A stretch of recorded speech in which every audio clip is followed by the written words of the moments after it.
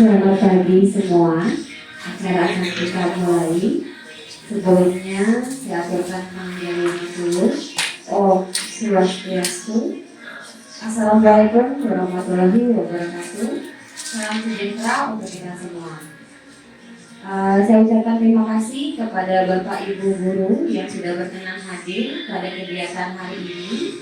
Kegiatan yang berkaitan dengan diseminasi budaya positif yang akan dibawakan oleh Ibu Putu Ayu Karyawati sebagai pelengkap dalam tugas calon guru penggerak angkatan ke-10 di SMK Negeri 1 Singaraja. Nah, adapun susunan acara kita pada kegiatan hari ini adalah yang pertama pembuka, yang kedua adalah doa, yang ketiga adalah pemaparan materi mengenai budaya positif, yang keempat adalah sesi diskusi, dan yang terakhir adalah penutup. Baik Bapak Ibu, untuk pembuka sudah kita lalui bersama. Selanjutnya adalah doa untuk kelancaran kegiatan diseminasi budaya positif pada hari ini. Untuk doa akan saya pandu. Berdoa sesuai dengan agama dan keyakinannya masing-masing. Berdoa kita silakan.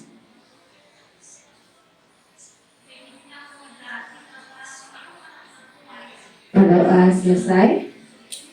Baik, kegiatan selanjutnya adalah pemaparan materi mengenai budaya positif yang akan dibawakan oleh Ibu Putu Ayu Karyawati. Kepada Ibu, waktu dan tempat dipersilakan.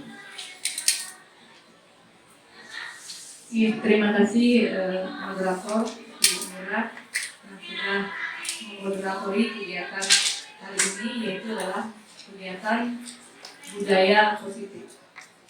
Om Swastiastu. Assalamualaikum warahmatullahi wabarakatuh. Salam, namo buddhaya, salam sejahtera untuk kita semua. Saya ucapkan terima kasih banyak ini bapak-bapak, yang meskipun bapaknya hanya satu, ya ibu-ibunya kebanyakan. Saya ucapkan terima kasih banyak atas kehadirannya pada kesempatan ini, di mana ini adalah merupakan tugas yang saya harus lakukan di pendidikan guru penggerak ini. Jadi penyebaran pemahaman dan penerapan pengalaman budaya positif. Jadi sebelum lanjut ke materi, mari Ibu Bapak kita akan bermain sebentar nih. Jadi biar Bapak Ibu tidak tegang, kita pemanasan dulu. Tapi pemanasan santai saja nih. Jadi kita pemanasan dengan menebak gambar. Dari gambar di sini Bapak Ibu bisa melihat. Jadi di sana ada tang, ada tama, dan ada tanda seru. Apakah arti dari gambar ini? Bagaimana Ibu-ibu? Tantangan seru, ya bagus sekali. Ya. Jadi ekspresinya terjauh semua ya. Berarti Ibu-ibu ini sudah melek dengan coba gambar. Kita lanjut dengan gambar yang kedua. Ada yang bisa menebak? Mati rasa, iya benar sekali. Apakah Ibu hari ini mati rasa? Jangan ya. Kita harus tetap memiliki rasa ya. Ini gambar yang ketiga. Rambut keriting ya. Tapi kalau zaman sekarang rambut keriting ya bisa jadi lurus ya, tidak masalah rambut keriting ya. Kalau zaman dulu ya susah ya.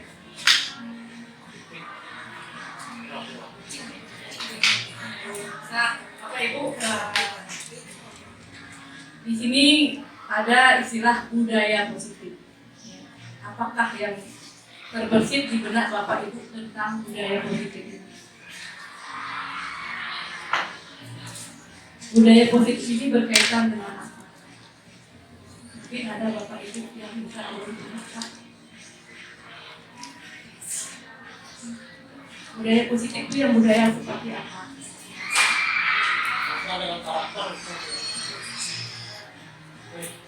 Silakan Bapak Pak Dede.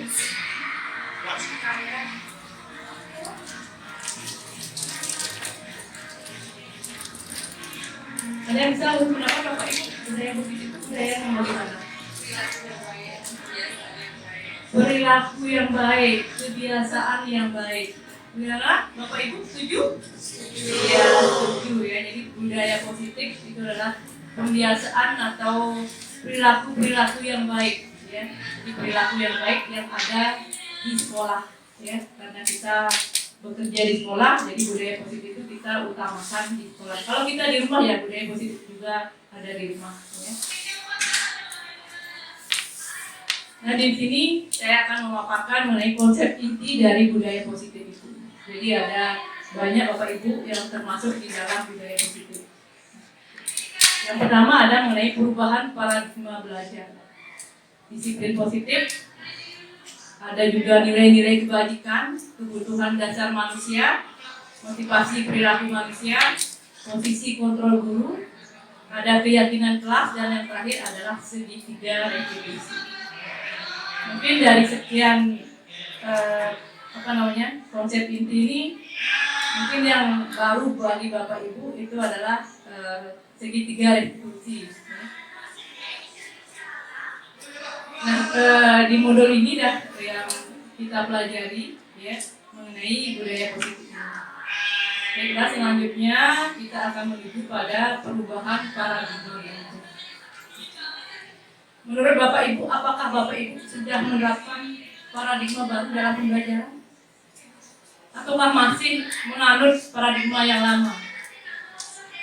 Sekarang apakah paradigma pembelajaran yang baru? Jadi pembelajaran dengan paradigma baru itu merupakan pembelajaran yang dirancang berdasarkan prinsip pembelajaran berdiferensiasi.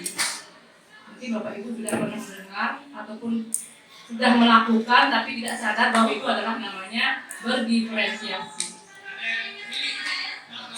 Jadi berdiferensiasi di sini adalah kita mengajar peserta didik dengan menggali kebutuhan awal. Ya. Jadi kebutuhan belajar siswa itu apa yang diperlukan. Jadi tidak serta-merta kita langsung mengajar dengan kehendak kita sendiri. Itu juga sudah diamalkan dalam kurikulum 2013. Bahwasanya kita di awal pembelajaran mestinya menggali asesmen diagnostik siswa. Apa-apa yang dibutuhkan dalam belajar, bagaimana gaya belajar, sehingga bisa kita memfasilitasi pembelajaran yang berdiferensiasi. Sehingga dari sana, dengan menerapkan pembelajaran berdiferensiasi itu diharapkan ya, akan mewujudkan profil pelajar Pancasila. Bapak Ibu masih ingat dimensi apa saja yang ada pada profil pelajar Pancasila? Ada berapa jumlahnya? Masih ingat? Ada 6 ya. Jadi sesuai dengan saja di depan ya. Jadi kebutuhan profil pelajar Pancasila ada 6 dimensi ya. Jadi yang pertama ada beriman dan bertakwa kepada Tuhan Yang Maha Esa dan beramal mulia, berkebinekaan global, gotong royong, kreatif, bernalar kritis serta mandiri. Nah, karakter-karakter ini yang akan ingin didengungkan, ya, ingin digaungkan ya, pelaksanaannya dalam proses pembelajaran. Tetapi di pembelajaran itu tidak serta-merta ya, kita akan berhasil ya, sesuai dengan yang direncanakan. Karena apa? Ya, karena di sini ada istilah miskonsepsi, ya, miskonsepsi atau ilusi tentang teori kontrol. Jadi meskipun kita sebagai guru, ya, sebagai orang dewasa, tidak serta-merta bisa mengontrol siswa kita. Meskipun kelihatan saja siswa kita di awal, ya, jika dia bermasalah ataupun dia tidak mengikuti perintah kita, tidak mengikuti aturan, di awal dia akan mengikuti ya apa yang dikatakan oleh gurunya. Ya. Tetapi bagaimana besok, seminggu lagi, sebulan, apakah dia masih mengikuti itu? Ya, itu belum tentu. Ya, itu yang dinamakan dengan ilusi. Ya. bagaimanapun teguran ataupun nasihat yang diberikan oleh guru, ya, sepanjang siswa itu tidak memiliki yang namanya motivasi dalam diri, motivasi internal, itu akan terus berulang. Jadi penguatan positif, ya, itu apakah efektif dan bermanfaat jika siswa kita tidak memiliki motivasi dalam diri? Ya, ini tidak bermanfaat. Ya, kenapa? Karena dia cenderung melakukan sesuatu itu, dia ingin merubah dirinya karena apa? Karena motivasi dari luar. Ya. Karena dia mungkin takut sama gurunya, takut dimarahi, atau takut tidak dikasih nilai. Ya. Jadi ada istilah ilusi kontrol guru. Ya. Jadi kita mengangan-angankan, ya, bahwa murid kita itu berubah, ya, tapi tidak, ya, kalau tidak diimbangi, tidak diikuti oleh motivasi dalam diri anak tersebut. Nah, bagaimana cara kita mengubah paradigma, ya, paradigma stimulus respon ke pendekatan teori kontrol? Jadi di sana kalau secara realita bahwa kita sebagai guru mengetahui semua kebutuhan siswa, tapi realitanya bagaimana? Jadi kita tidak mengetahui, ya, kebutuhan siswa apa saja kalau tidak menggali dengan menggunakan asesmen diagnostik. Ya. Jadi siswa itu memiliki kebutuhan yang berbeda-beda antara siswa satu dengan siswa yang lain. Ya. Kalau zaman stimulus respon, ya, jadi dulu kita menganggap bahwa siswa itu semuanya sama. Ya, dia memiliki pengetahuan awal yang sama, padahal tidak. Ya, jadi setiap orang, setiap individu, ya, setiap anak didik kita itu mempunyai pengetahuan awal yang berbeda. Ya, ada yang baru di dasar, ada yang sudah tengah, atau yang sudah tinggi dia. Terus jadi semua orang melihat hal yang sama. Ya. Tetapi sebenarnya setiap orang itu memiliki gambaran yang berbeda. Ya, jadi karakter siswa yang berbeda. Ya, siswa A dengan siswa B pasti karakternya berbeda. Tidak bisa kita samakan.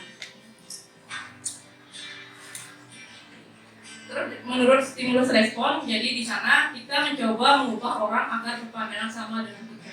Apakah bisa Bapak Ibu mengubah cara pandang kita, menyamakan cara pandang kita dengan orang lain? Tidak bisa. Ya. Jadi kita terlahir dengan keunikan masing-masing. Ya. Tidak bisa kita samakan mengenai pandangan kita terhadap masing-masing siswa. Terus perilaku buruk dilihat sebagai suatu kesalahan. Ya. Kalau masihkah kita memandang perilaku yang dilakukan oleh siswa itu adalah suatu kesalahan? Tidak, ya Bapak Ibu. Jadi menurut teori kontrol, ya, perilaku yang dilakukan oleh anak kita itu bukan tanpa alasan. Ya. Jadi perilaku itu punya tujuan, punya alasan tersendiri kenapa mereka melakukan itu. Ya. Itu mungkin yang jarang kita gali. Ya. Kita hanya langsung menjudge anak tersebut, kamu salah. Ya. Tidak boleh melakukan ini tanpa menggali kenapa mereka melakukan itu. Nah, sekarang di sini apakah rujukan yang Bapak Ibu lakukan untuk mengubah anak itu bisa berhasil? Ya. Kalau dia tidak berhasil dengan rujukan, berarti kita harus memaksa. Ya, itu yang sering mungkin Bapak Ibu lakukan, ya. Saya juga pernah melakukan itu, ya. Jadi kalau rujukan tidak bisa, rujukannya gagal, ya, jadi paksaanlah yang akan kita terapkan. Tapi itu salah, ya. Jadi yang mesti dilakukan adalah kita harus berkolaborasi, ya. Dan Konfusius menciptakan pilihan-pilihan baru, ya, untuk menemukan pilihan-pilihan baru dari perbuatan mereka, apa yang mestinya dia lakukan. Yang terakhir itu adalah kalau stimulus respon. Jadi di sana ada model berpikir menang kalah. Berarti kalau gurunya menang, berarti siswanya kalah. Ya. Kalau siswanya menang, berarti gurunya kalah. Bukan seperti itu. Teori kontrol itu adalah model berpikir menang kalah. Jadi win-win solution. Ya. Jadi kalau gurunya berhasil, ya diharapkan juga muridnya berhasil. Ya. Jadi muridnya dengan guru berkolaborasi untuk mencari solusi dari permasalahan ini. Itu maksudnya di sana. Jadi model berpikir tidak ada gurunya kenal, siswanya kalah.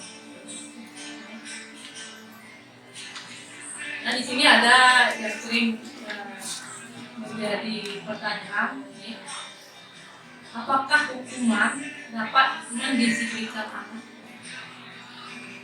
Apakah memberi penghargaan dapat meningkatkan motivasi belajar anak? Bagaimana? Dua Pak? Ya, jadi jangka pendek sifatnya.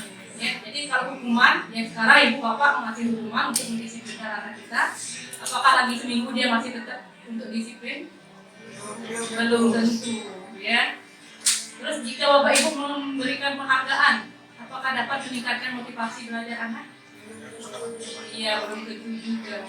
Kenapa? Ya, karena ini semua ya, seperti yang di awal saya bilang tadi, bahwa semuanya didasari oleh yang namanya motivasi intrinsik, ya, motivasi dalam diri anak tersebut.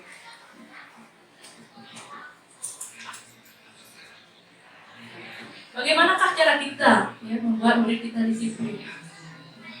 Siapakah yang bisa mendisiplinkan anak? Apakah guru, murid, kepala sekolah, ataukah dirinya sendiri? Iya, terima kasih Bu Tuan ya. Jadi dibilang dirinya sendiri. Ya, baik nanti sebentar kita akan bahas mengapa dirinya sendiri yang bisa menjadikan murid itu disiplin. Jadi kita bahas di sini disiplin positif. Ya, jadi disiplin positif itu berasal dari kata disiplina yang artinya belajar. Ya. Jadi di sini disiplin mengacu pada disiplin diri, ya, yang artinya dia memiliki tanggung jawab terhadap apa yang dilakukan berdasarkan nilai-nilai yang diyakini.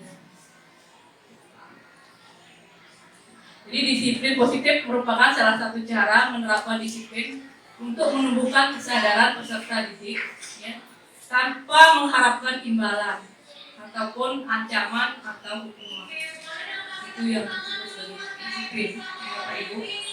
Sehingga kita sebagai pendidik, tujuan menciptakan disiplin itu adalah menciptakan peserta didik yang memiliki disiplin diri dengan berpedoman pada nilai-nilai kebajikan universal dan memiliki motivasi intrinsik dalam berperilaku menuju perubahan yang lebih baik. Jadi di sini ada istilah nilai-nilai kebajikan. Mungkin Bapak Ibu pernah mendengar nilai-nilai kebajikan itu nilai-nilai yang bagaimana?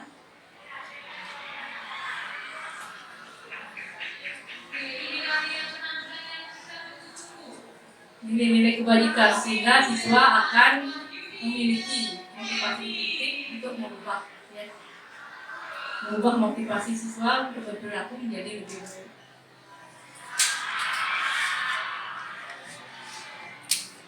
Kalau dia misalkan datang tepat waktu ke sekolah, apakah itu termasuk nilai-nilai dalam kebajikan, nilai-nilai yang diminta? Ya, bisa masuk. Ya. Jadi nilai-nilai kebajikan itu adalah nilai-nilai yang bersifat positif. Ya. Nilai-nilai kebajikan adalah nilai-nilai yang disepakati bersama, terlepas dari suku bangsa, agama, bangsa dan agama. Itulah nilai kebajikan. Jadi ada banyak jenis, ya, nilai kebajikan tersebut. Ya. Kalau di profil pelajar Pancasila, ya, itu juga termasuk nilai kebajikan. Ya.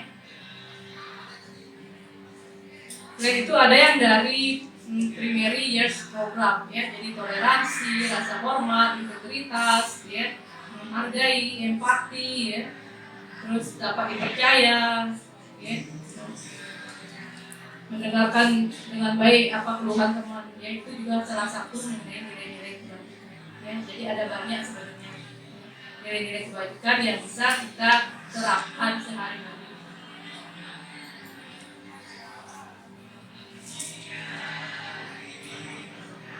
Nah, sekarang di sini ada istilah kebutuhan dasar manusia. Nah, kebutuhan dasar manusia disinilah peran kita, ya, sebagai guru, sebagai pendidik, ya. Jangan sampai kita tidak mengetahui apa kebutuhan dasar anak didik kita di sekolah. Ya, jadi kebutuhan dasar itu ada 5 jenis, ya.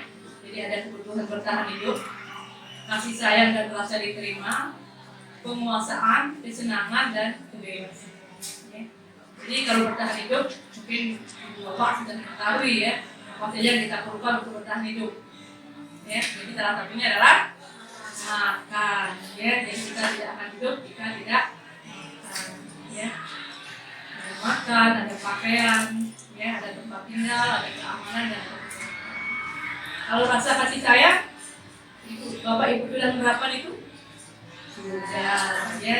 Jadinya kita senantiasa harus memupuk rasa kasih sayang itu, ya. Tapi kasih sayangnya harus pada tempatnya. Terus ada istilah penguasaan diri, ya.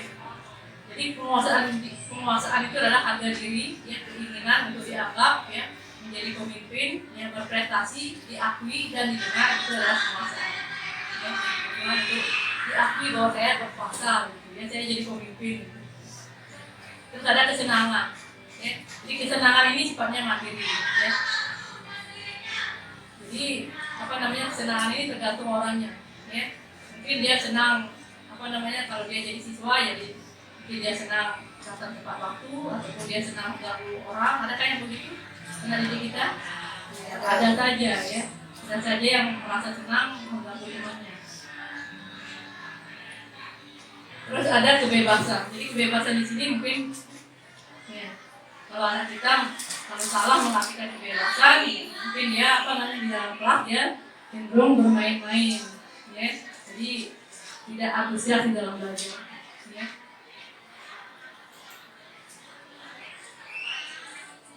Nah, ketika seorang murid melakukan suatu perbuatan yang bertentangan dengan nilai-nilai kebaikan atau melanggar peraturan, itu merupakan kebutuhan dasar yang gagal kita pahami, ya. Jadi gagal kita penuhi kebutuhan dasar tadi itu kalau dia melakukan suatu kesalahan, ya. Mungkin dari perbuatan itu mungkin kebutuhan dasar mana yang tidak dipenuhi oleh mereka? Apakah dari segi makan, ya? Apakah dari segi kasih sayang, ataukah dari segi kesenangan? Mungkin dia di rumahnya terlalu dikekang, tidak boleh keluar, ya, harus di dalam rumah. Sehingga di sekolah dia akan melampiaskan untuk mendapatkan kesenangan, ya, ataupun kebebasan. Ya. Jadi kebutuhan dasar ini harus benar-benar kita pahami sebagai seorang pendidik, ya.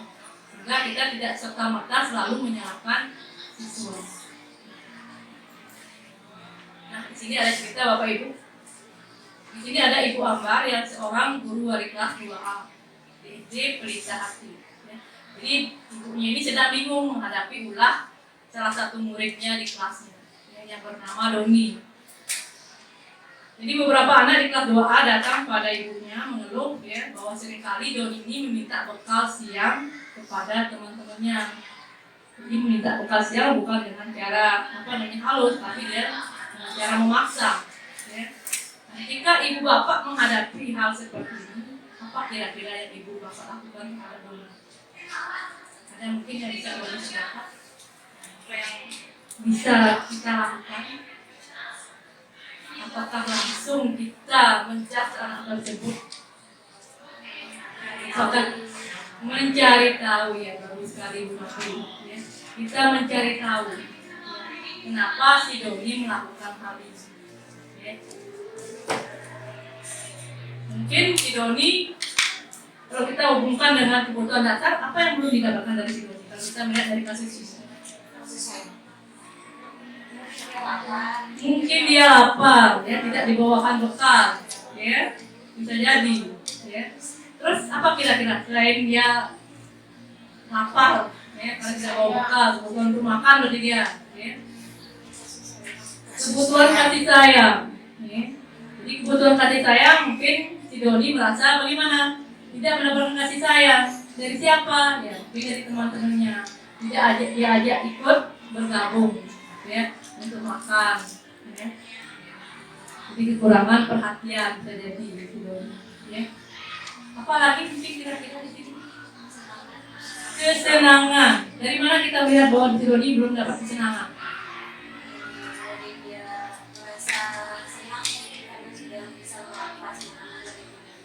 Iya, bagus sekali Bu Mira. Jadi kesenangan itu mungkin si Doni secara pribadi dia merasa senang, ya, senang bahwa dia bisa merampas makanan teman-temannya, ya. Dia senang melihat temannya nangis mungkin, ya. Dia senang melihat temannya itu marah-marah, atau senang melihat bahwa temannya ada yang melapor ke gurunya, ke walinya, biarlah saya dilaporkan. Mungkin dia ada kesenangan seperti itu, ya. Jadi ada banyak faktor yang mempengaruhi kenapa murid kita melakukan hal itu, ya. Makanya kita sebagai ini harus tetap menekankan, ya, menggali kenapa dia melakukan hal itu. Ya. Nanti di belakang kita akan pelajari, ya, mengenai bagaimana menangani siswa yang bermasalah. Ya. Jadi kita lanjut mengenai motivasi perilaku manusia. Ya. Jadi kalau menurut Diane Dawson, ya, jadi motivasi perilaku manusia itu ada 3 alasan. Ya. Ada 3 alasan yang memotivasi mengapa harus melakukan itu. Ya. Nah, alasan yang pertama adalah untuk menghindari ketidaknyamanan atau hukuman. Pernahkah Bapak Ibu melakukan ini? Untuk mendapatkan imbalan atau penghargaan dari orang lain. Yang ketiga ada untuk menjadi orang yang mereka inginkan dan menghargai diri sendiri dengan nilai-nilai yang mereka yakinkan. Yang mana biasanya perilaku ibu bapak yang dipilih? Apakah 1, 2, 3? 1, 2, atau yang ketiga?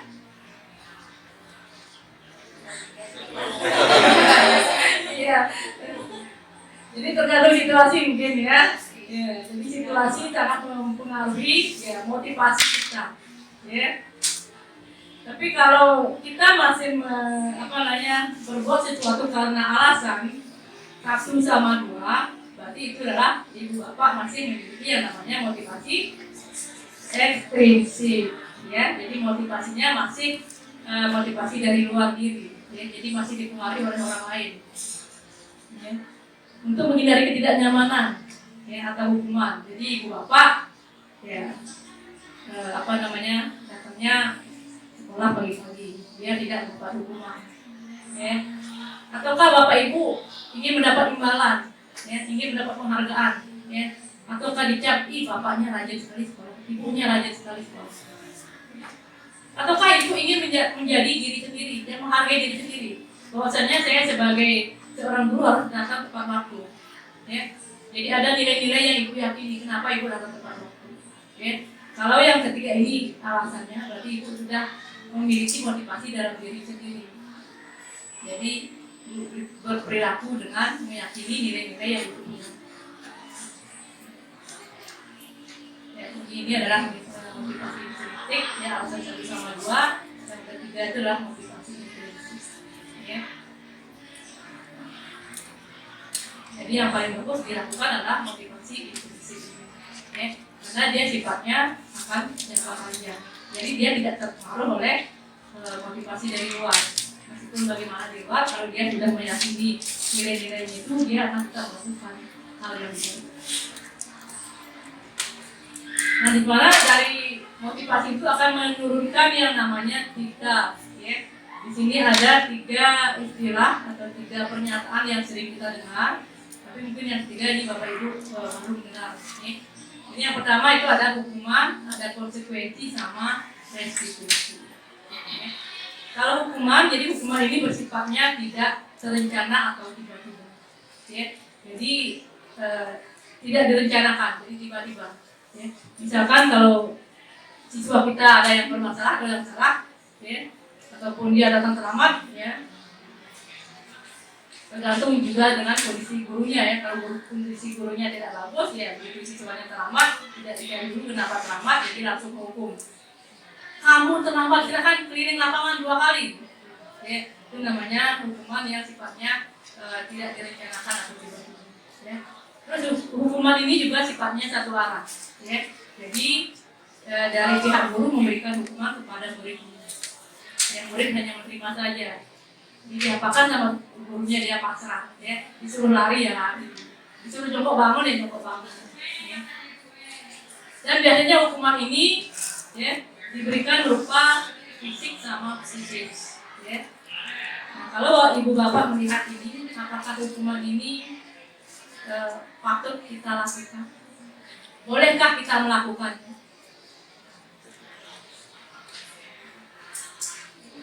Ya, tergantung kondisi juga. Ya. Nanti terakhir di belakang kita akan bahas ini juga. Ya. Terus ada yang namanya konsekuensi. Ya. Jadi konsekuensi ini adalah ini juga hukuman. Ya. Tapi hukuman yang lebih diperhalus. Ya. Jadi kalau konsekuensi ini adalah sudah direncanakan, ya, sudah disepakati, disetujui oleh siswa. Murid, tapi di sini murid juga merasa tetap tidak nyaman, ya. Dia merasa tetap tidak nyaman, jadi seperti kalau dia mendapat hukuman juga, ya. Nah di sini guru selalu memonitor kegiatan murid kalau konsekuensi. Jadi terus kita amati bagaimana siswa ini, apakah dia berubah, bagaimana dia berusaha lagi, apakah masih. Ya. Tapi kalau restitusi, jadi restitusi itu adalah proses menciptakan kondisi bagi murid untuk memperbaiki kesalahan. Dimana dalam memperbaiki kesalahan ini, jadi di sana ada proses kolaborasi. Ya. Kita berkolaborasi dengan murid untuk mencari solusi, ya, dari permasalahan yang murid hadapi. Nah di sini Ibu Bapak coba diperhatikan ada beberapa tindakan guru yang mesti kita bedakan, yang mana sebagai hukuman atau yang mana sebagai konsekuensi. Yang pertama ada mencatat 100 kali di dalam buku kalimat. Saya tidak akan terlambat lagi karena terlambat di sekolah. Yang kedua ada lari mengelilingi lapangan basket 2 kali karena terlambat hadir di sekolah. Murid diminta untuk push up 15 kali karena tidak menggunakan masker ke sekolah. Menggantikan kertas tugas teman yang telah dicoret-coret. Membersihkan tumpahan air di meja karena tersenggol saat belajar. Mudah disuruh untuk mengenakan sepatu seharian. Apa sih? Murid disuruh untuk mengenakan sepatu seharian di sekolah karena tidak mengenakan sepatu hitam. Oh ya, pengurangan tidak di sini maksudnya. Ya. Jadi muridnya disuruh melepas sepatu seharian, dan tidak memakai sepatu karena tidak mengenakan sepatu hitam. Terus ada yang terakhir, lari mengelilingi lapangan basket 2 kali karena terlambat 10 menit untuk pelajaran PJOK. Manakah yang konsekuensi, manakah yang hukuman? Jadi di sini ada bapak-bapak pembina OSIS ya. Ini mestinya sudah menjadi materi sehari-hari Bapak Ibu. Ya. Ini mestinya perilaku siswa yang sering kita hadapi. Ya. Kalau yang pertama, dia termasuk apa? Dulu Bapak?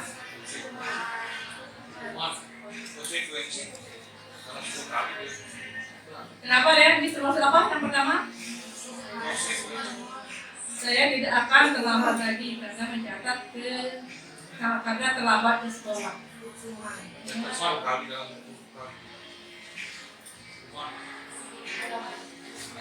Ini lebih cenderung ke hukuman, ya, Bapak. Ya.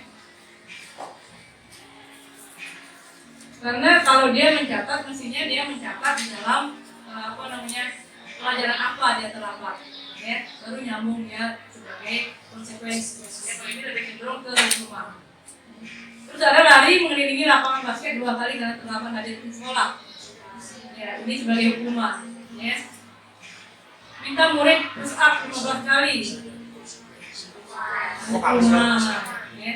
Menggantikan kertas tugas teman yang telah coret-coret. Konsekuensi. Membersihkan tumpahan air di meja. Iya, ini juga konsekuensi. Murid disuruh Murid disuruh tidak mengenakan sepatu seharian karena tidak mengenakan sepatu hitam. Dia sebagai hukuman. Yang terakhir ada ya konsekuensi. Jadi Bapak Ibu sudah bisa nih membedakan yang mana hukuman, yang mana konsekuensi. Jadi kalau hukuman itu adalah perilaku, ya, atau tindakan yang tidak ada hubungannya dengan siswa, tidak berdampak dengan siswa. Kalau konsekuensi, ya, jadi apa yang kita berikan ke siswa itu masih berdampak. Jadi ada hubungan timbal balik, ya. Jadi seperti yang pada yang ini ya, menggantikan kertas teman yang telah dicoret-coret. Berarti konsekuensi, ya. Berarti murid itu telah menyadari bahwa itu dia salah. Ya. Karena bukunya dicoret-coret, dicoret-coret, sehingga dia harus menggantinya. Ya. Terus kalau menumpahkan air di meja karena tersenggol saat belajar itu juga merupakan konsekuensi. Jadi dia menyadari, ya, menyadari dan langsung melakukan.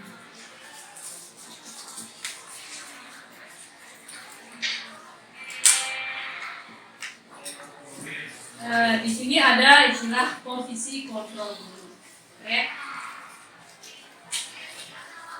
Baik Bapak Ibu, sebelum kita lanjut ke posisi kontrol guru, kita perdagangan sejenak ya Bapak Ibu ya. Silakan Bapak Ibu berdiri sebenarnya. Ya, tidak capek duduk. Ya.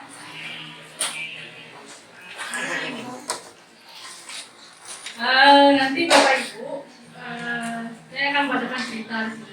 Ya, nanti kalau saya bilang ayah, nanti Bapak Ibu mengarahkan pinggul Bapak Ibu ke depan. Ya, apa? Ya. Nanti kalau saya bilang ibu, berarti pinggul Bapak Ibu ke belakang. Ya. Kalau saya bilang kakak, berarti pinggul Bapak Ibu ke kanan samping. Ya. Kalau saya bilang adik, berarti ke kiri. Ya. Kalau saya bilang kakek, berarti Bapak Ibu menggoyangkan pinggul Bapak Ibu. Ya. Kalau saya bilang nenek, berarti sama menggoyangkan pinggulnya juga. Ya. Suatu pagi, ibu pergi bersama ayah ke pasar untuk membeli buah-buahan. Sementara adik di rumah bersama kakak disuruh belajar untuk memenuhi tugas belajarnya. Adik dan kakak di rumah bersama nenek sama kakeknya. Ayah dan ibu lalu datang ke setelah itu kakek dan nenek bersama ayah dan ibu mengajak adik dan kakak untuk bermain. Bagaimana Bapak Ibu? Sampai pinggulnya boleh ditangkap ya. Sudah Bapak Ibu sudah merasa peregangannya sudah? Sudah. Silakan kembali duduk.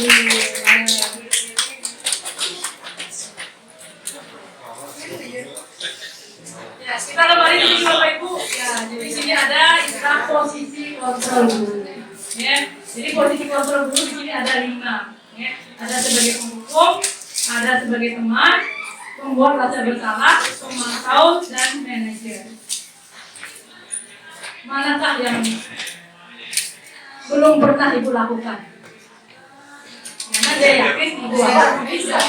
Tidak pernah melakukan posisi kontrol ini ya. Iya, mungkin yang belum pernah dilakukan adalah sebagai manajer. Ya, bukannya belum pernah, mungkin setengah. Ya.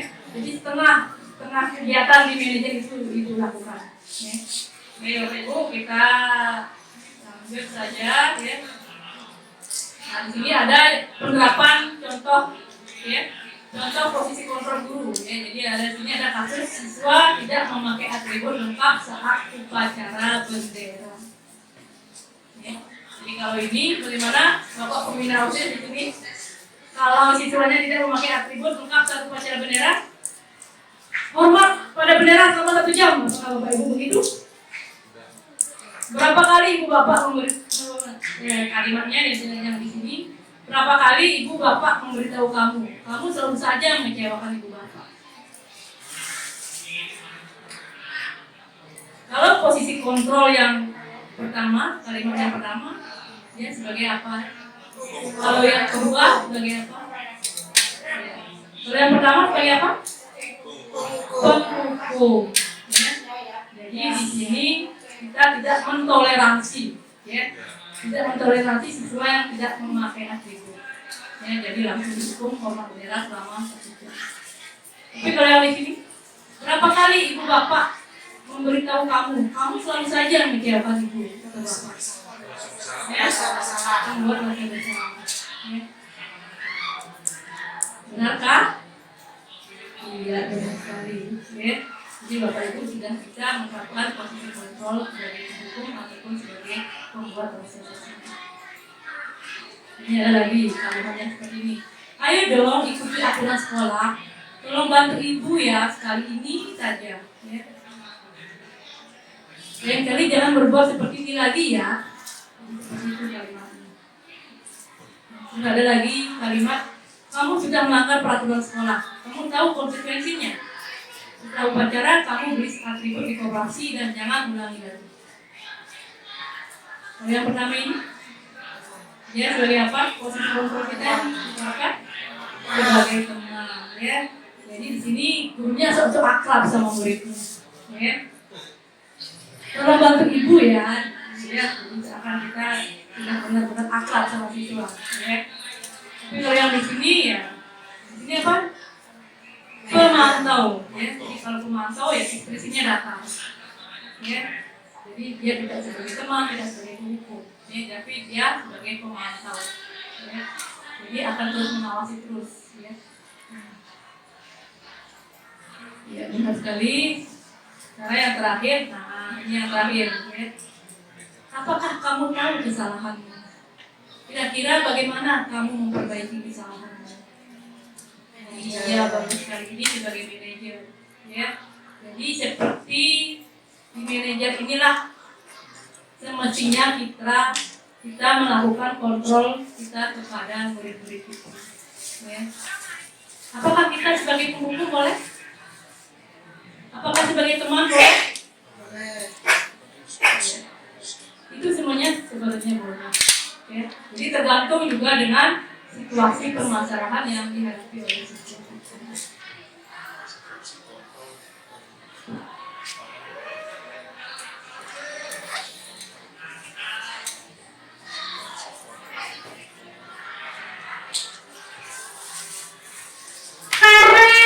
Keren.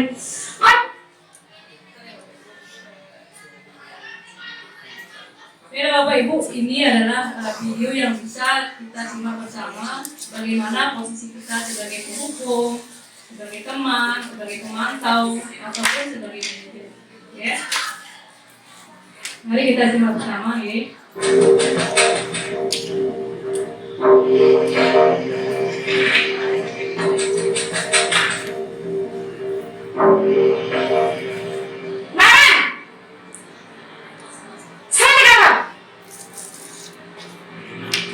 Selamat pagi, Bu.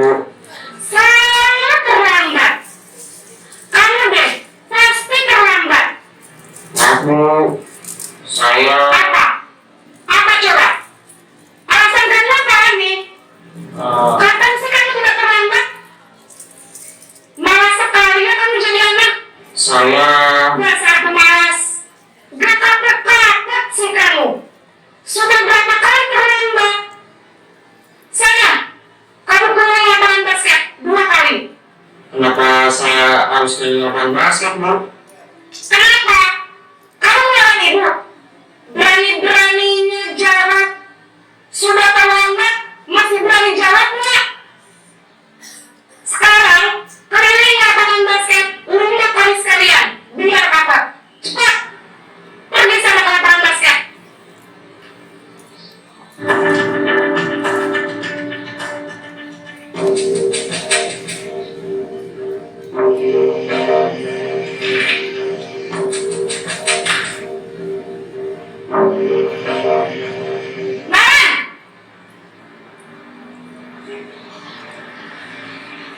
Selamat pagi, Bu. Naren. Kamu kenapa terlambat lagi, Nak? Ya Tuhan, Naren. Kamu senang ya bikin ibu susah, ya? Kalau kamu terlambat lagi, nanti ibu yang ditegur kata-kata sekolah, Nak. Disangka ibu tidak bisa mendengar kamu. Duh, gimana ini? Maaf, Bu. Bu Gusti Naren. Kamu suka kalau ibu ditegur kata-kata sekolah. Terus, sekarang ibu harus tulis kamu sudah sering terlambat, nak. Ibu harus apa coba? Maaf, Bu.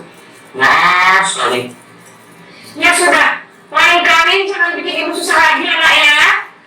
Ibu tidak akan kuat lagi kalau kamu begini terus.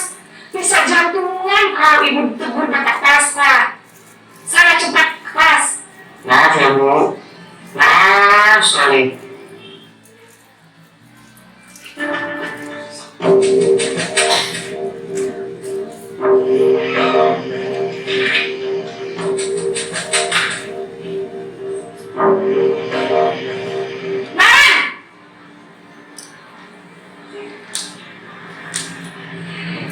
Selamat pagi, Bu. Wah, sudah jam berapa ini, nak? Terlambat lagi ya, sayang? Iya, Bu. Habis. Ibu saya belum membangunkan saya, Bu. Kamu malah menyalahkan ibu kamu. Kamu bukannya anak yang larinya paling kencang. Kok terlambat sih?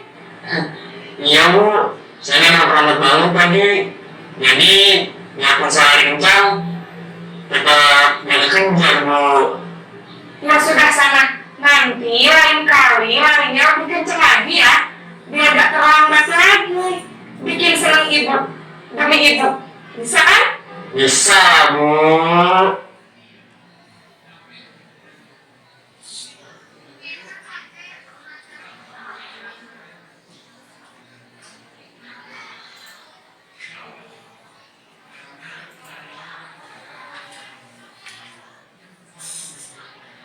Demikian dari ini penayangan video tentang posisi kontrol.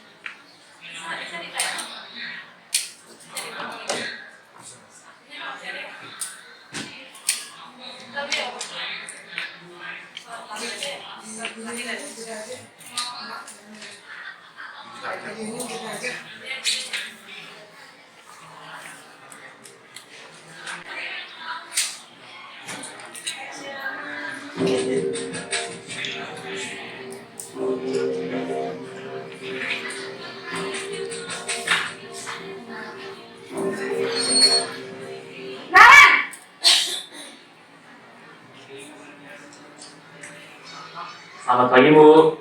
Naren, apa peraturan sekolah kita tentang jam berapa kita harus masuk sekolah, nak? Kita harus di sekolah jam 7, Bu. Iya, betul. Sekarang sudah jam 7.20. Naren sudah tahu konsekuensinya jika terlambat hadir. Paham, Bu. Saya harus tinggal kelas pas jam istirahat selama 20 menit. Iya, benar. Konsekuensinya demikian. Jadi nanti jam 9.30 pas istirahat, kamu harus tinggal di kelas, kerjakan tugas tambahan untuk ketertinggalan kamu, ya? Baik, Bu. Posisi pemantau.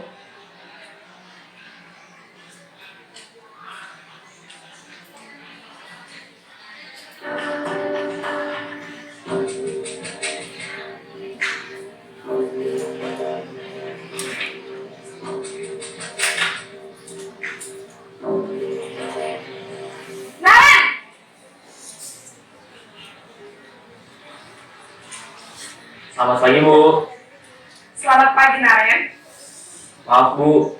Saya terlambat. Iya, sekolah masuknya jam 7, sekarang sudah jam 7.20. Jadi sekarang bagaimana ini, Naren? Maaf, Bu. Saya lupa setel alarm saya semalam. Baiklah, menurut kamu, keyakinan sekolah yang mana yang perlu kamu tingkatkan? Menghargai diri sendiri dan orang lain mungkin ya, Bu. Setuju. Jadi, apakah Naren meyakini prinsip saling menghormati tersebut? Iya Bu, saya meyakininya. Apakah Naren bersedia memperbaiki masalah keterlambatan ini? Bersedia Bu. Bagaimana kamu akan perbaiki masalah keterlambatan ini? Saya akan coba untuk tidak lupa menyetel alarm saya Bu. Baik, kalau Naren lupa menyetel alarm di rumah, ada orang yang kira-kira bisa bantu mengingatkan tidak? Ada Bu, kakak saya, Kak Emma. Ada lagi selain Kak Emma?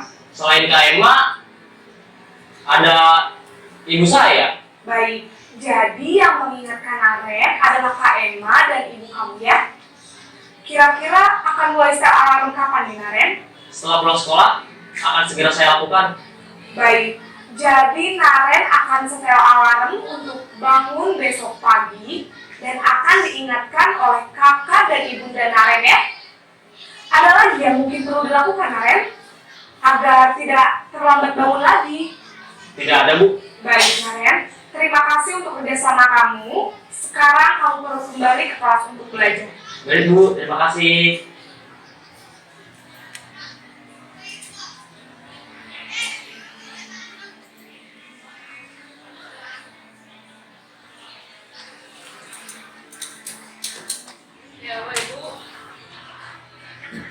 Ya Bapak Ibu, demikian tadi video tentang bagaimana posisi kontrol seorang guru.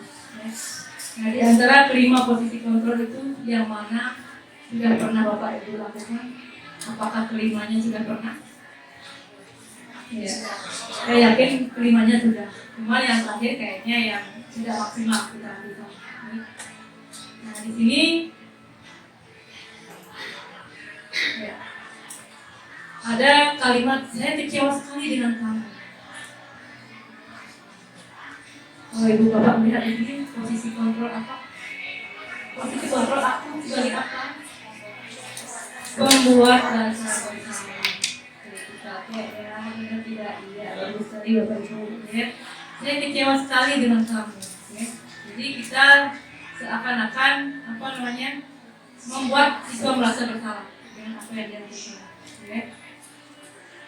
Tapi apakah ini akan berhasil? Terus ada lagi, kamu tidak pernah benar melakukannya. Posisi kontrol apakah aku?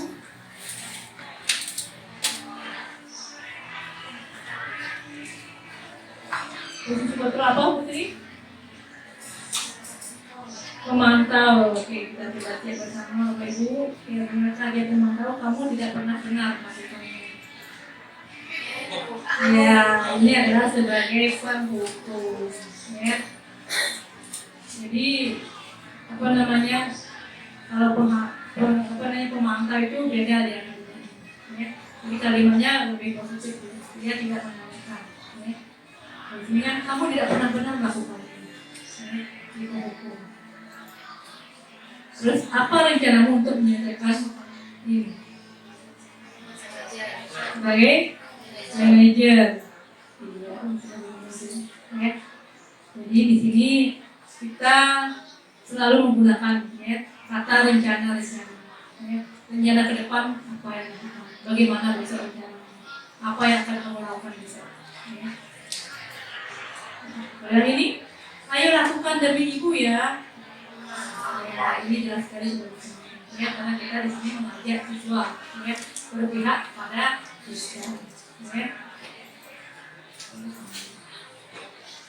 Nah ini, kamu tidak pernah mendapat nilai jika tidak mengerjakan tugas. Ini baru pemantau. Ya. Di sini ada konsekuensi. Ya. Tapi nilainya tetap sebagai tidak seperti hukuman. Ya. Ini adalah posisi kontrol kita sebagai pemantau. Nah, kita di sini ada mengenai keyakinan kelas. Bapak Ibu, mengapa keyakinan kelas? Mengapa bukan disebut sebagai peraturan kelas? Ya, ataupun peraturan sekolah. Kenapa keyakinan kelas? Bukan peraturan. Karena keyakinan ini adalah nilai-nilai yang disepakati, diyakini ya, bersama orang-orang yang ada di kelas itu. Ya. Kalau peraturan, ya peraturan itu harus ditaati, ya harus diikuti. Ya, tidak boleh dilanggar peraturan ini. Nah, kalau ada kejadian seperti ini, menggunakan helm saat berkendaraan, apakah ibu meyakini atau ini sebagai aturan? Kalau menggunakan masker, mencuci tangan. Kalau menggunakan helm saat berkendaraan, itu lebih ke aturan. Oke. Bisakah sebagai keyakinan di sini?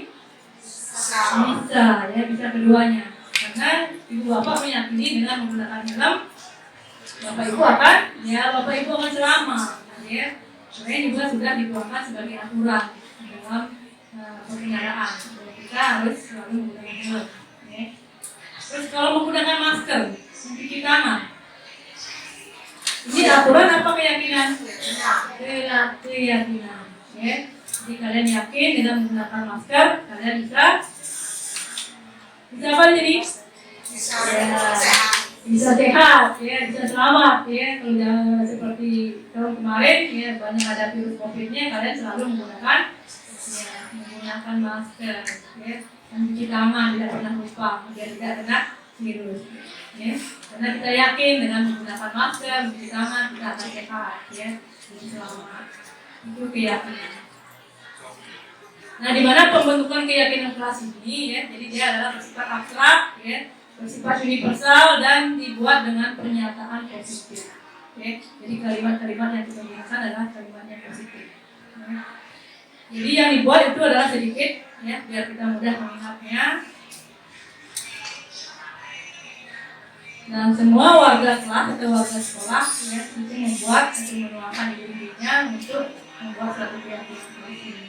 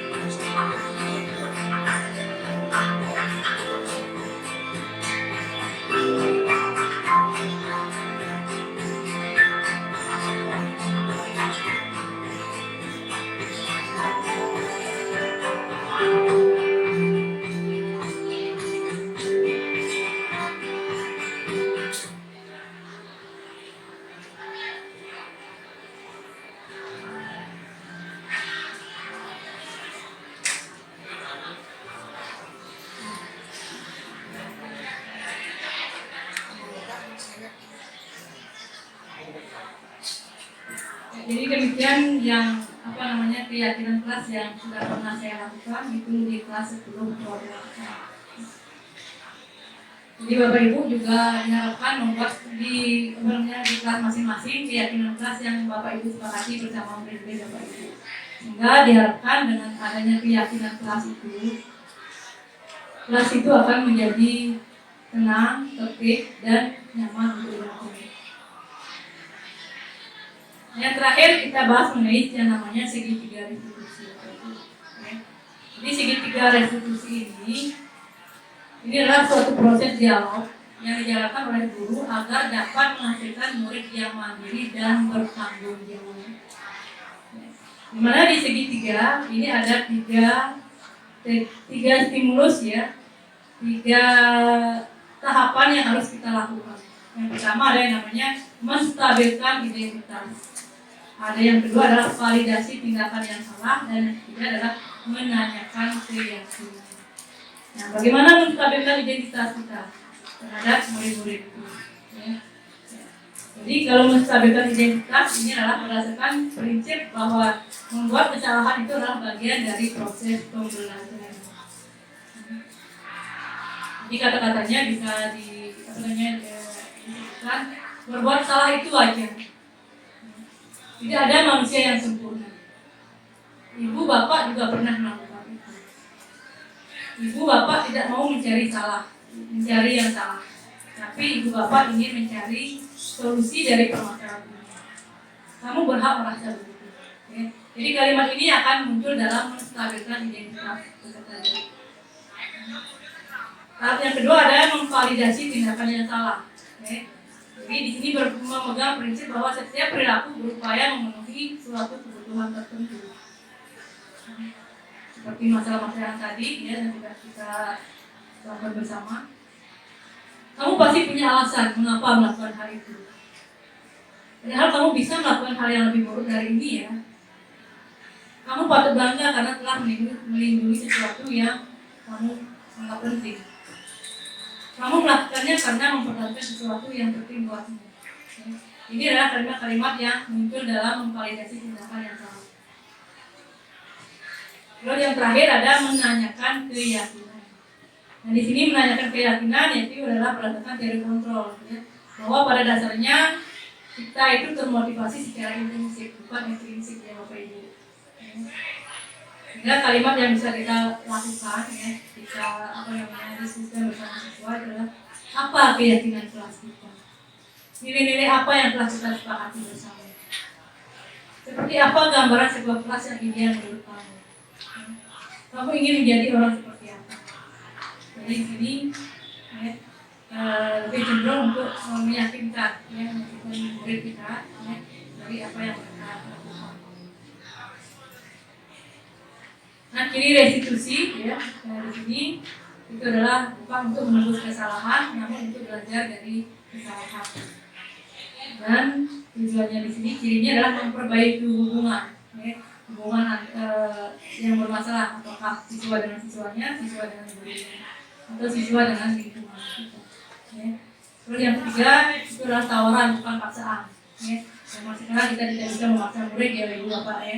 Kalau sedikit saja memaksa ya bisa-bisa dia melapor ke orang tuanya datang ya, jadi kan masalah. Ya. Jadi siswa kita tidak bisa kita paksa, tapi kita bisa menawarkan solusi. Yang keempat, restitusi itu adalah menuntut anak untuk melihat ke dalam dirinya. Ya. Apa sebenarnya yang mereka butuhkan, ya. Apa yang mereka perlukan.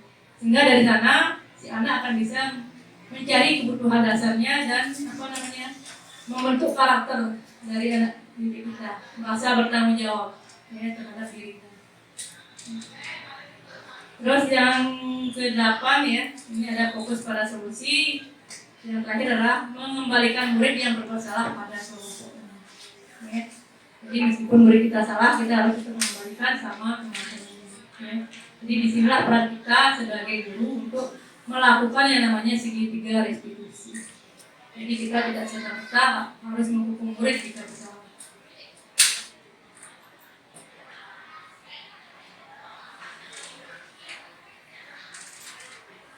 Ini untuk dapat segitiga restitusi yang pernah saya lakukan. Ini adalah kelas 10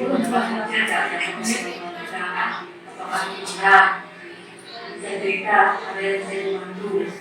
Iya Bu, saya memang sering menggunakan pasien. Maaf Bu. Tapi aku tahu bahwasanya kamu adalah siswa yang cerdas dan sangat fokus pada pelajaran matematika. Ibu yakin kamu punya potensi di dalam matematika ini. Ibu menyadari bahwa setiap orang pasti pernah melakukan kesalahan. Iya. Tapi saya merasa bosan. Tidak bisa berkonsentrasi atau berfokus. Tapi ibu mengerti bahwasanya kadang-kadang pelajaran begitu terasa membosankan dan keinginan dunia tapi itu sangat kuat. Ibu yakin semua orang punya cara tersendiri untuk mengatasi hal itu. Dan itu adalah hal yang wajar. Kamu pasti punya alasan mengapa melakukan hal itu. Iya, saya merasa sesuatu untuk mengalihkan orang nggak sih, namun mari kita tanyakan kembali apakah menggunakan musik dalam kelas itu adalah cara yang tepat untuk mengatasi masalah kembali itu ya apa yang dilakukan saat ini dan apa kita harus fokus dalam kelas dan memberikan guru serta pengalaman. Benar sekali. Dengan sering menggunakan ponsel di dalam kelas, apakah itu sudah sesuai dengan fokus dalam belajar serta menghormati guru dan teman-teman? Kamu benar, Rafi. Percaya nanti bisa menemukan cara yang lebih baik dan konstruktif untuk mengatasi rasa bosan dan rasa tutup pada belajar. Mengapa yang bisa kita lakukan bersama untuk mengatasi rasa bosan tanpa melanggar aturan? Mungkin saya bisa mencoba untuk mencatat pendidikannya atau ikut berpartisipasi dalam diskusi kelas. Saya juga bisa membayar belajar yang lebih baik. Itu ide yang sangat bagus, tapi mencatat lebih banyak dan berpartisipasi dalam kelas akan membuatmu tidak merasa bosan lagi. Bagaimana kalau bisa membuat rencana bersama untuk memulai mencatat lebih banyak dan berpartisipasi dalam setiap pembelajaran. Yaitu, saya akan mencoba untuk lebih lagi dalam kelas dan juga membuat video belajar yang menarik. Aku bangga dengan keputusanmu, Randi. Kamu tidak sendirian. Jika kamu ada sesuatu masalah, kamu bisa datang di ibu. Itu selalu berbuka, mari kita cari solusi bersama. Terima kasih.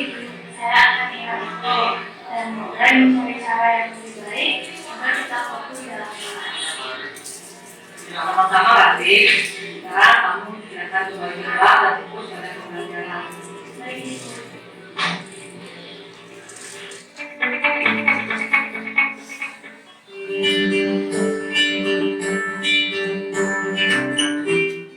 Om Swastiastu. Perkenalkan, nama saya Adik Wijaya Ranti. Pada kesempatan kali ini saya akan turut mengucapkan terima kasih yang sebanyak-banyaknya kepada Ibu Ayu Kariwati karena telah mengajak saya diskusi dan juga mencari solusi tentang masalah yang saya hadapi. Nah, saya menghadapi masalah yaitu tidak bisa fokus dalam kelas. Solusi yang saya dapatkan dari diskusi ini yaitu saya bisa mencari lebih banyak atau ikut berpartisipasi dalam diskusi kelas. Nah, sekian dari saya tutup dengan kata Santi. Om Santi Santi Santi.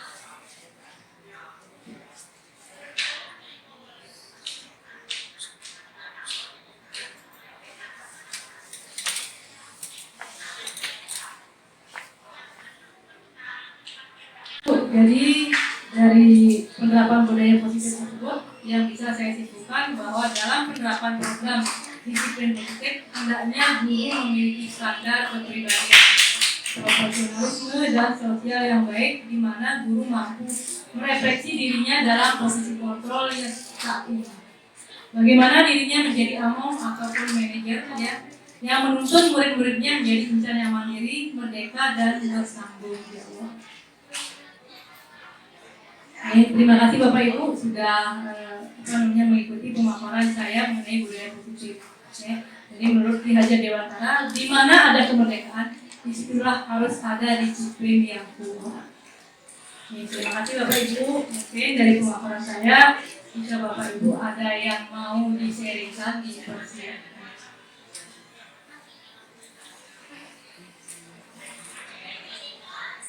Ada yang mau dipersilakan itu Bapak mengenai budaya positif ini? Sharing bertanya. Ada yang bertanya? Ada yang mau bertanya Bapak Ibu?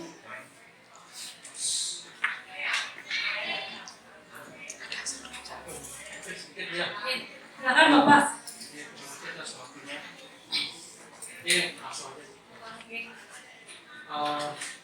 Apa yang saya dapat tadi dari pemaparan itu lumayan sangat bagus. Terus mengenai yang saya perlu ringkas itu di masalah keyakinan kelas atau kesepakatan kelas. Setelah saya menyimak tadi, sebetulnya saya di PJOK sebenarnya sudah melakukan hal itu. Cuman kurangnya tidak ada yang tertulis seperti yang membuat memberikan jadi kesempatan kepada anak-anak. Tapi di sana saya membuat, jadi kesepakatan itu satu ini tidak boleh datang lama 10 menit, konsekuensinya apa ini dan sebagainya. Jadi tidak bisa memberikan kesempatan kepada anak untuk kita sharing. Cuman kita menyampaikan apa yang kita buat, kita sampaikan ke anak-anak, kemudian kita sepakati bersama gitu dulu anak saya tentang kesepakatan kelas. Nah di sana kan tujuannya sama, sebenarnya untuk membuat rasa nyaman kita mengajar di kelas, sehingga ketika ada murid yang bermasalah, jadi kalau kita tidak buatkan ya enggak rambu-rambunya seperti itu, jadi anak-anak seolah-olah semaunya gue. Nah apalagi olahraga kan jamnya pagi, yang 5:30 kita sudah mulai. Alasan yang sering terlambat karena tidak setel alarm, tidak ada yang itu sudah sering kali saya dengar. Makanya dengan inisiatif saya selaku guru mapel yang membuatkan kesepakatan kelas. Nah, jadi kalau tadi saya lihat ada istilahnya ada hukuman, ada konsekuensi, ada restitusi. Sebenarnya saya lebih banyak ke hukuman karena tidak kamu terlambat 10 menit berarti dosa 5 kali. 1 menit per 1 menit itu 2 atau 3 gitu. Sampai kalau misalnya terlambat, bahkan saya memberikan gini ke anak-anak, kalau lewat dari 15 menit dia terlambat, boleh mengikuti pembelajaran, tapi karena kita sudah absen duluan, Bu, berarti kan sudah absen sama saya ucap-ucap lagi absennya. Berarti dia boleh mengikuti dan boleh memilih meninggalkan tempat belajar. Dan itu sudah disepakati sama teman-temannya. Siapapun yang terlambat dia harus naik. Jadi mohon, jadi kita bicara di sini, apakah apa yang saya lakukan itu mungkin lepas daripada yang kita bahas hari ini.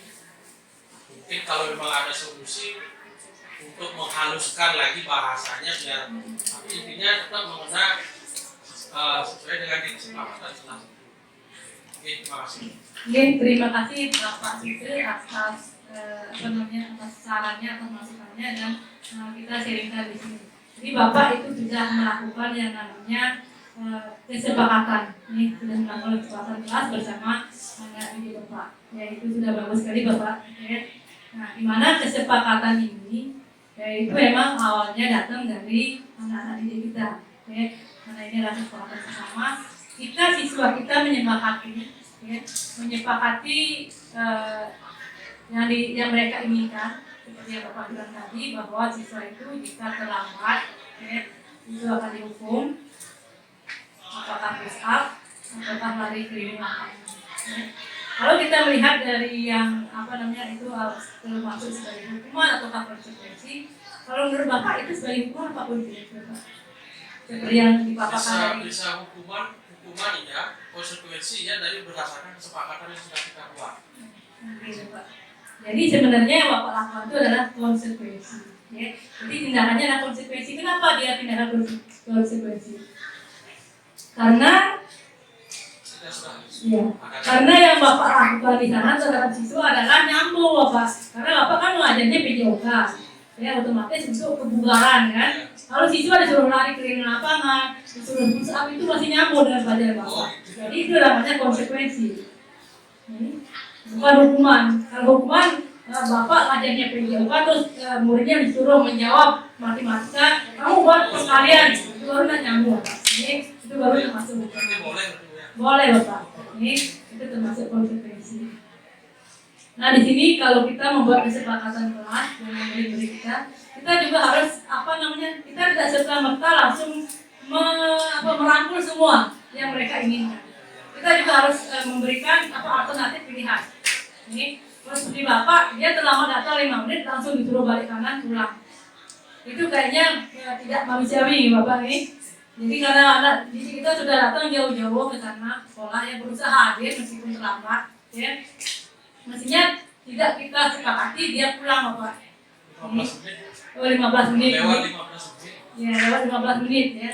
Kalau kita masih punya waktu belajar lagi 2 jam, itu Bapak nih. Berapa jam kalau di sana? 3 jam nih. Ada 2 jam. Ya, 2 jam sama 3 jam. Kan kasihan Bapak, waktunya terbuang. Dia disuruh pulang. Ya kalau anaknya langsung pulang ke rumah Bapak. Tidakkah dia mampir kemana-mana? Nih. Jadi untuk mengantisipasi itu mestinya dalam pembuatan keyakinan kelas kita tetap memberikan alternatif pilihan. Kita tidak serta-merta langsung mengambil saja dari anak. Jadi misalkan kalau dia datang lambat dia disuruh apa misalkan apa. Disuruh dia lebih lama waktunya seperti yang video tadi. Ya. Jadi dia lebih lama waktu belajarnya. Jadi Bapak harus meluangkan waktu juga 15 menit ke belakang untuk menemani anak ini belajar. Atau katakan 15 menit dia suruh ngapain Bapak? Apakah dia suruh buat website di internet tentang kebugaran tubuh? Kita masih nyambung Bapak. Daripada siswa kita pulangkan Bapak. Sangat disayangkan. Ini waktunya sih. Mungkin ada lagi Bapak Ibu yang mau di-sharingkan. Kita sharing di sini ini.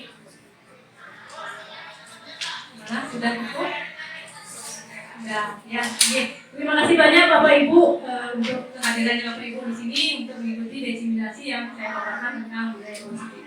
Sebelum saya akhiri, kita tutup dengan salam santi. Om Santi Santi Santi. Terima kasih Bapak Ibu.